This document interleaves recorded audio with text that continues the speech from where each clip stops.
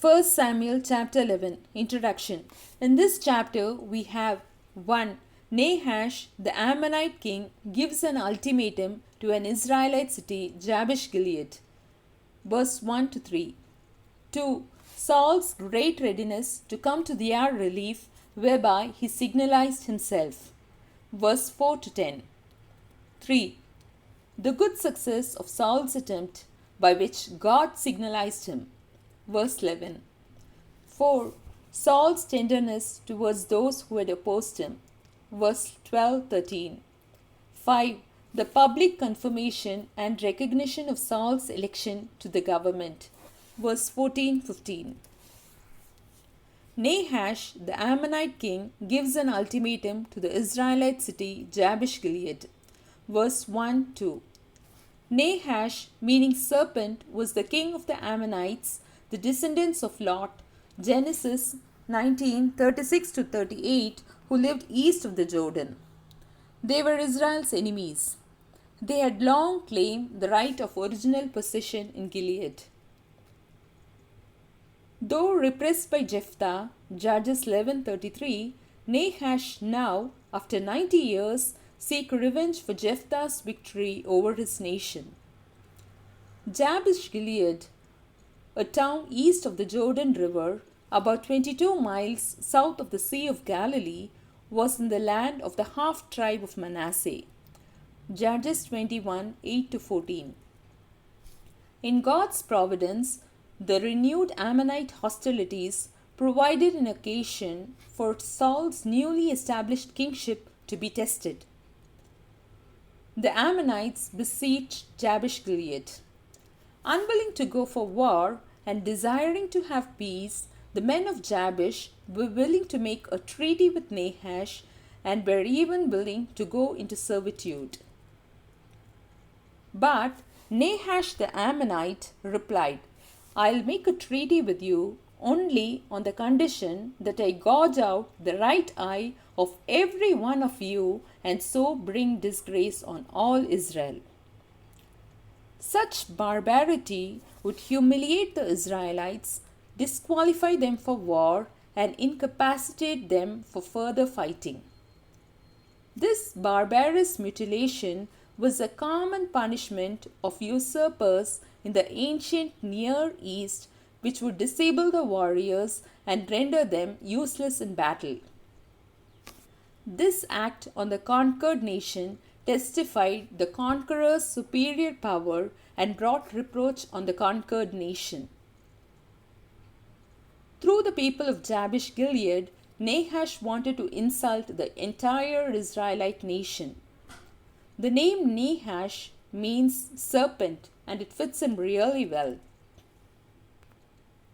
The elders of Jabesh Gilead answer Nahash. Verse 3. The elders of Jabesh said to him, "Give us 7 days so we can send messengers throughout Israel. If no one comes to rescue us, we will surrender to you." Within 7 days, the elders at Jabesh were hoping for deliverance from the Israelites west of the Jordan. The 7 days would give them time to search for help throughout Israel. It's strange that this evil Nahash waited for 7 days. God had to move on him to make him willing to wait. Nahash let the messengers go for 2 reasons. First, he was confident of Israel's disunity and figured they could never find anyone to save them. Second, by allowing the messengers go through all Israel, he made his name big and his reputation feared throughout the whole nation. Saul hears of the plight of Jabesh Gilead. Verse 4-5. At this time, Israel lacked a central government, national solidarity, and a standing army. However, Saul was now Israel's king. When the messengers came to Gibeah of Saul and reported these terms to the people, they all wept aloud. Gibeah, Saul's hometown, became his base of operations. Saul's home and the first capital city of the monarchy was about 3 miles north of Jerusalem.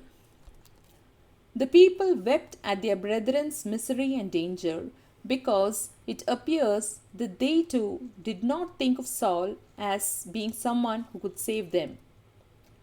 They were ready to shed tears for them than shed their blood. The fact that Jabesh Gilead was a frontier city would make its loss a great hazard, since the enemy would easily penetrate into Israel. Just then Saul was returning from the fields behind his oxen, and he asked, "What's wrong with everyone? Why are you weeping?" Then they repeated to him what the men of Jabesh had said. Saul was already anointed and recognized as king, yet he really didn't know where to begin when it came to setting up a royal court and a bureaucracy as Israel never had one before. So he just went back home and continued to work as a farmer while waiting for a call of divine providence as a king. He knew the Lord would do it in the right way at the right time. He didn't have to promote himself or scheme on his own behalf. The Lord would do it. The messengers told Saul the words of the men of Jabesh. This also shows that there was no established system of government in Israel. Otherwise, the king would be the first to know of the threat against Jabesh. Zealous for Israel's cause, Saul angrily gathers an army. Verse 6 to 8. When Saul heard their words, the Spirit of God came powerfully on him, and he burned with anger. See the faith, confidence, courage, and resolution of Saul. When the Spirit of the Lord comes upon men, it will make even an inexperienced man an expert. The same zeal came upon Gideon, Judges 6:34, and Samson, Judges 14:6-19, when the Spirit of God came upon them. Saul was a weak man, but the power of God in Saul made him a mighty warrior. He burned with anger when he heard that they were going to poke out the right eyes of the men of Jabesh. The Spirit of God filled Saul with divine indignation and empowered him to deliver the citizens of Jabesh Gilead. Saul may have had a personal interest in Jabesh Gilead, since some of his ancestors evidently came from there. 1 Samuel 31:11-13. Also, Jabesh Gilead had declined joining with the rest of the Israelites to destroy Gibeah, which was then punished as their crime. Judges 21:10. Perhaps now it's remembered as their kindness because Saul of Gibeah came with so much readiness and resolution to relieve Jabesh Gilead. When the zeal for the glory of God and love for the brethren comes upon Saul, he took a pair of oxen, cut them into pieces, and sent the pieces by messengers throughout Israel, proclaiming, "This is what will be done to the oxen of anyone who does not follow Saul and Samuel." This particular form of war summons were suited to the character and habits of an agricultural and pastoral people. Solemn in itself, the denunciation that accompanied it carried a terrible threat to those that neglected to obey it. Saul did this drastic thing to impress the gravity of the Ammonite siege on his fellow Israelites. He followed the example of the Levite whose concubine had died in Saul's hometown, Judges 19:29-30. Saul conjoins the name Samuel with his own to lend a greater influence to the measure and to strike greater terror unto those who did not join. Saul's inclusion of Samuel also implies that he expects the prophet to accompany him into battle. Then the terror of the Lord fell on the people, and they came out together as one. The fear of the Lord caused all the armies of Israel to come and fight these Ammonites. In Saul's energetic appeal, the people discerned the power of God, which inspired them with fear and impelled them to immediate obedience. Saul, the acting commander-in-chief of the army, mustered the people at Bezek. The men of Israel numbered 300,000 and those of Judah 30,000. Altogether, the army had 330,000 fighting men.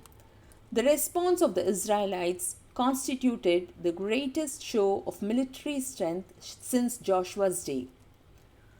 Bezek stood 17 miles west of Jabesh Gilead on Jordan's western side, Judges 1:4-5. Jabesh Gilead was on Jordan's eastern side. Bezek was in the land of Issachar. The defeat of Nahash the Ammonite. Verse 9-11. Crossing the Jordan in the evening, Saul marched his army all night. The vast army of 330,000 men, no cavalry, but all infantry. A positive note was sent through the messengers that by the time the sun is hot tomorrow, you will be rescued. This means that before the enemy can think that the 7 days have expired, they shall have deliverance. This assurance was good news and glad tidings to the besieged Gileadites. It cheered their hearts and elated their spirits. However, they said to the Ammonites, verse 10, "Tomorrow we will surrender to you, and you can do to us whatever you like." They concealed the information that they have received of Saul's promised assistance. The message contained a clever ambiguity by giving the impression that surrender was intended. It deceived the Ammonites to feel that they were secure and they could proceed with their actions following the 7 days grace period given to Jabesh Gilead. The next day, Saul wisely divides his army into 3 battalions. This military strategy of dividing up forces lessened the possibility of losing everyone in an attack. They came during the last watch of the night and broke into the camp of the Ammonites from 3 different directions and slaughtered them until the heat of the day. The other place in the Old Testament where this phrase "at the last watch of the night" occurs in Exodus 14:24.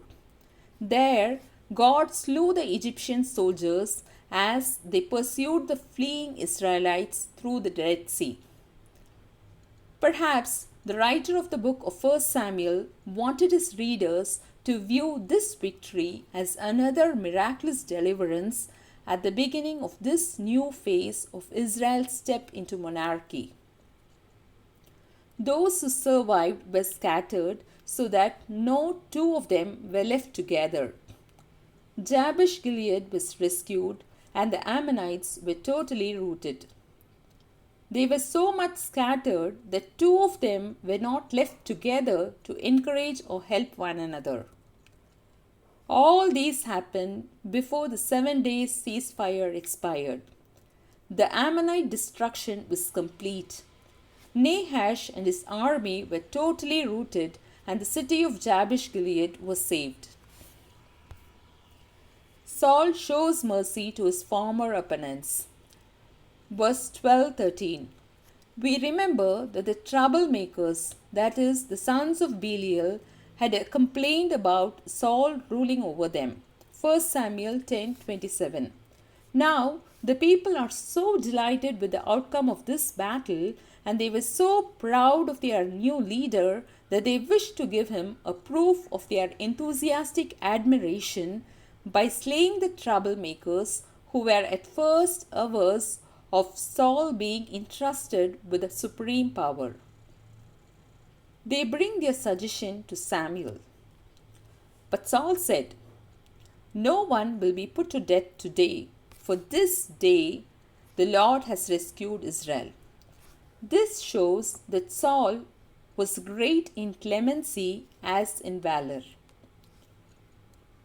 Saul recognized the deliverance of the Lord and sought no personal revenge. He refused to kill those who had rebelled against his kingship. Saul places all the praise on the Lord for saving them. He is a modest man at this point. He is fully aware it's the power of God working in him that brought the great victory. Saul confirmed as king.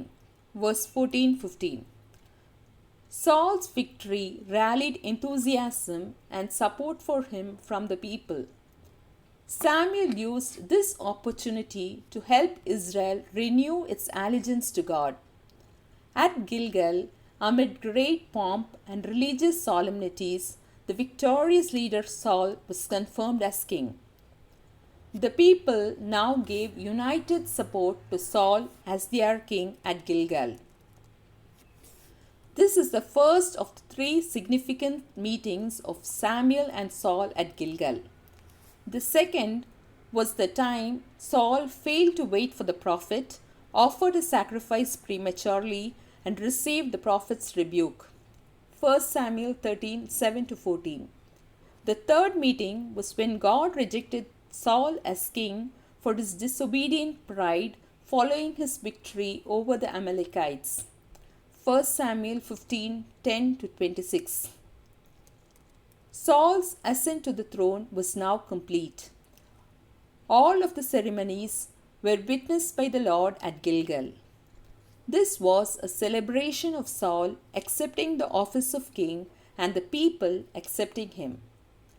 This was also a time of celebrating victory over the Ammonites. Fellowship offerings were sacrificed, emphasizing the unity of the nation and expressing their thanks to God for his goodness.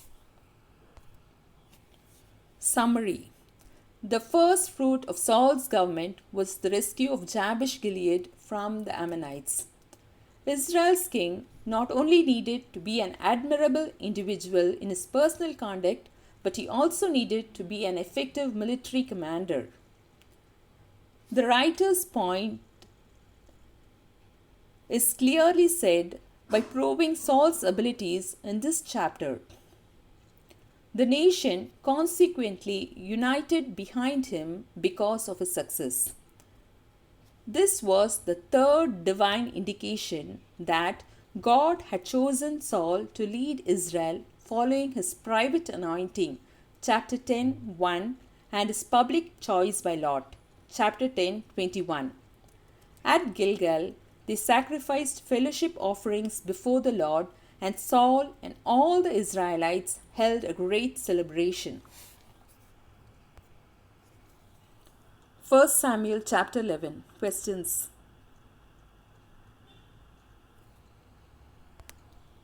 1 Samuel chapter 11. Answers.